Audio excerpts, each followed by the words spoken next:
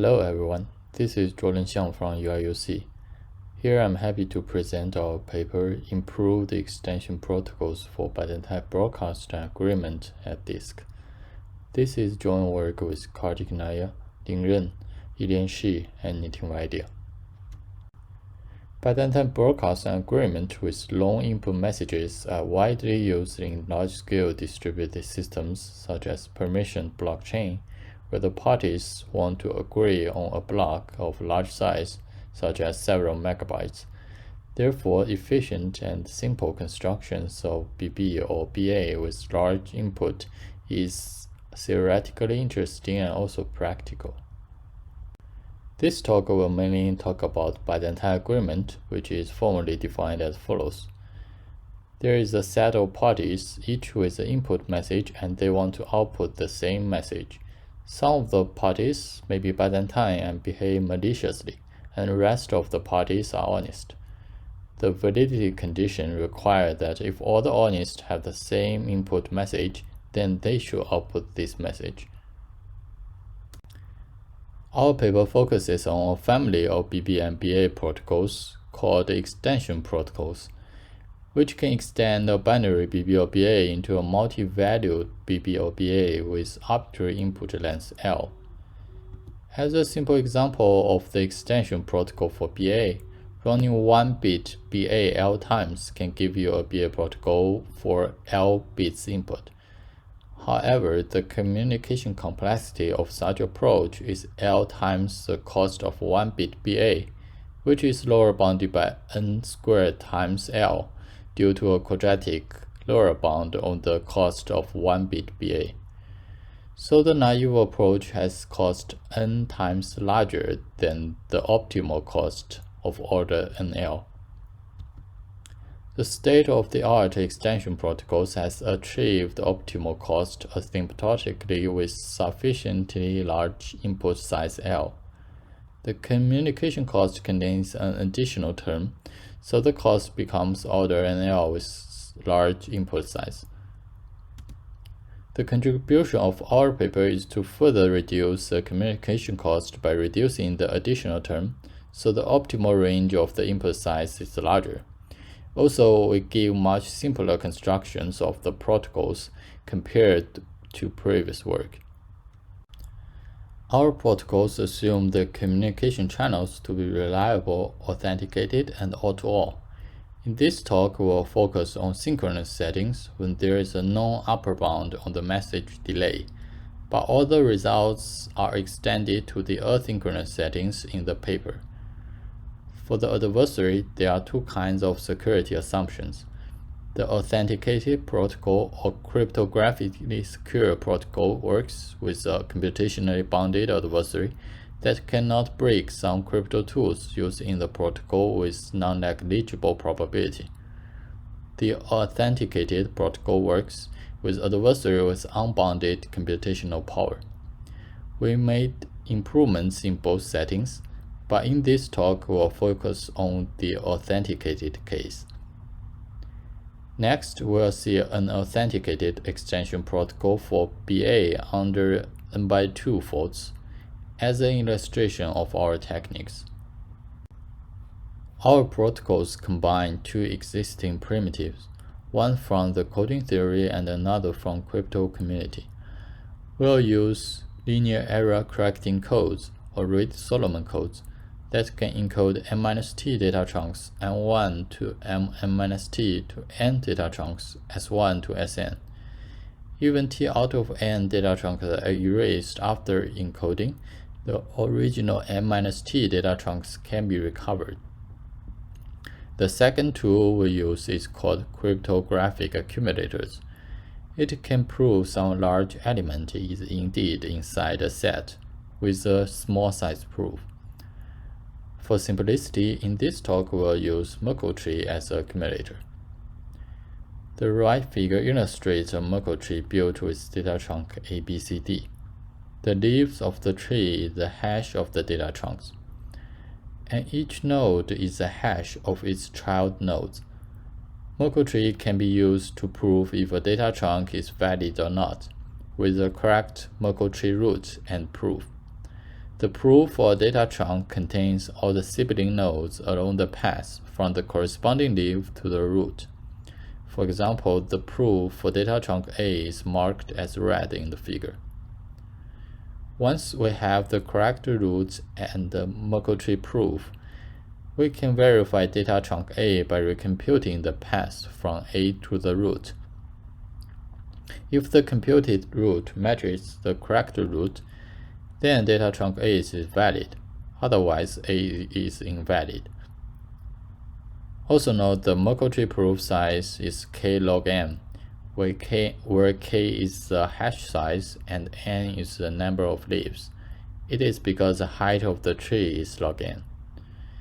We will show that simple and efficient extension protocols can be obtained by combining error-correcting codes and Merkle trees. Now let me give an overview of how our extension protocol for BA looks like. Our protocol conceptually contains three main steps: encode, distribute, and reconstruct. In the encode step, parties encode their inputs into data chunks using error-correcting codes to add more resilience. Then they build a Merkle tree based on the data chunks and run a KBBA to agree on the Merkle tree root. In the distribute step, parties distribute data chunks with Merkle tree proofs efficiently. The guarantee is that if at least one honest party invokes distribute, then all honest parties can reconstruct the same message later. In the reconstruct step, honest parties can receive enough data chunks to reconstruct the message after verifying the data chunks received using Merkle tree root and proof. Next, I will present more details about each of the steps. This figure illustrates our protocol, which is divided into three parts as mentioned before: encode, distribute, and reconstruct. Now I will go over the protocol step by step. First, each party will locally divide their message into n-t data chunks, and then encode them into n data chunks using error-correcting codes. After that, they build a Merkle tree based on these n data chunks, and then input the root of the Merkle tree into a KBBA. Let's say the output of the KBBA is R. At the beginning of the distribute step, parties will run a 1-bit BA. The input of the 1-bit BA is either 1 or 0. If the party has a Merkle tree root matching with the output of the k-bit BA earlier, then it will input 1 to the 1-bit BA, otherwise it inputs 0. Let's say the output of the 1-bit BA is V. V could be either 0 or 1. If V equals 0, then all parties will decide on a default value baud and terminate. If the output value V equals 1, and the party has the matching Merkle tree root, then it will send the data chunk Si and the corresponding Merkle tree proof to each party I. After that, once party I receive a pair of data chunks Si and the corresponding Merkle tree proof, it will first verify the data chunk using the Merkle tree proof and the agreed Merkle tree root R, and it will forward the valid pair once to all other parties.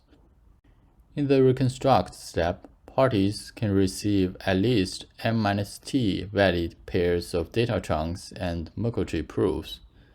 Then, using these data chunks, they are able to decode and decide on the same message.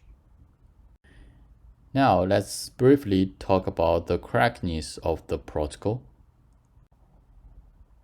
First, if the 1-bit BA outputs 0, then all the honest party will decide on the same value baud and terminate.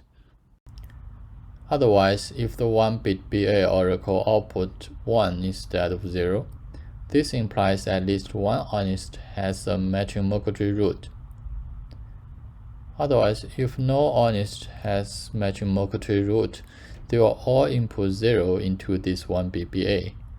Then, by the validity condition of the 1 BBA, the output should be 0 instead of 1. Therefore, it proves at least one honest has a matching Merkle root, and this honest will send the corresponding data chunks to all other parties. Then, all the honest party, after receiving the valid data chunks, will forward once to all other parties, and after forwarding, all honest party will receive at least m-t valid data chunks from all other honest parties, and therefore they are able to decode and reconstruct the original message and decide. Now let's look at the communication cost of this extension protocol. We claim the cost is in the order of n times L plus AK plus Kn squared log n. Here, AK is the cost of the k-bit BA oracle. Below, we also list the best solutions so far for randomized oracle and deterministic oracles. Before going back to the protocol again, we make several observations first. After the message is encoded into data chunks, each data chunk has size in the order of L divided by n. Also, as mentioned earlier, the Merkle tree proof has size k log n. From the extension protocol, we can see that there are several places where the message exchange happens between parties. First, there are two BA oracle, and they have cost AK and A1 respectively. Then there are two steps where in the worst case we incur auto or message exchanges.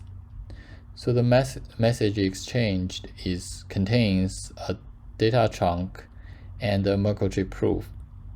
Since the data chunk has size L by n and the Merkle tree proof has size k log n, the overall cost of this step are in the order of nl plus kn squared log n. So if we sum all the terms up, we obtain the claimed communication cost. Now let's have some further discussions on our extension protocol. First, we observe that by replacing the Merkle tree used in the protocol with accumulators, we can further reduce the communication cost of our protocol. For example, we can use RSA or bilinear accumulator, which can also prove a data chunk is valid, but only with proof size of order OK instead of OK log n. Therefore, we can reduce the additional term in the communication cost by a factor of log n. Also, we want to claim a lower bound for the extension protocol in the order of NL plus AK plus n squared. So notice that there is still a gap in the last term of our upper bound and this lower bound. If we want to close the gap, then first we'll need a k-bit BA primitive that has cost less than kn squared. Such construction of k-bit BA by itself is open for now. We also want to mention that our synchronous protocol can be easily extended to the asynchronous case by several small changes. First, we replace all the synchronous BA oracle used in the protocol with asynchronous BA. Then, for all the message exchange steps, we ask the party to wait for enough message before they proceed. Then after these changes, our extension protocol can work on the asynchrony as well. Finally, we want to mention that our techniques and ideas for the extension protocol of BA also applies to BB as well, either under the honest majority case or the dishonest majority case. Finally, we give a quick summary of our results for the authenticated extension protocols. We improved the communication complexity for both honest majority and dishonest majority under synchrony. We also gave the first authenticated extension protocols under asynchrony. Please refer to the paper for more details. Thank you for your attention, and I'm happy to take any questions.